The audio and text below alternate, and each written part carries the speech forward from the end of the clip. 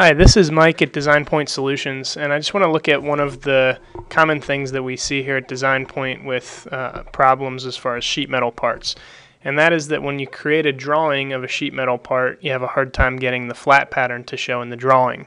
So let's just go over to a drawing that I've got here of this part, and we're going to come over to our view palette and drag in our flat pattern view.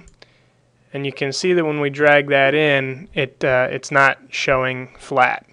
And so usually the cause of this is the configuration, the default flat pattern configuration that's created back in the part itself. So let's go back to our part, and if we go up here to our configuration manager, we can see that we've got our default configuration and then our default flat pattern configuration.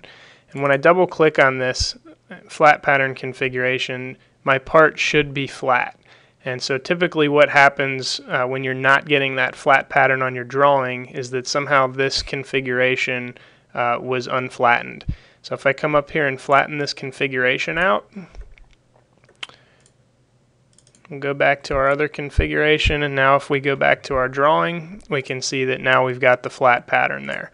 So just to give a little bit more insight on what happens with that flat pattern configuration is when we're first working with a flat sheet metal part, we can flatten and unflatten it, and we won't have this flat pattern configuration here.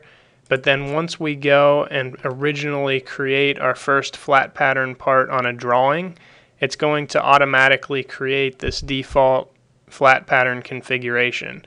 And good general practice is just to always stay out of this flat pattern configuration.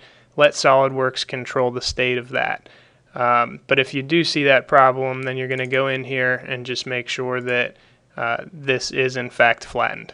So hopefully that helps you solve some of your flat pattern sheet metal problems with your drawings.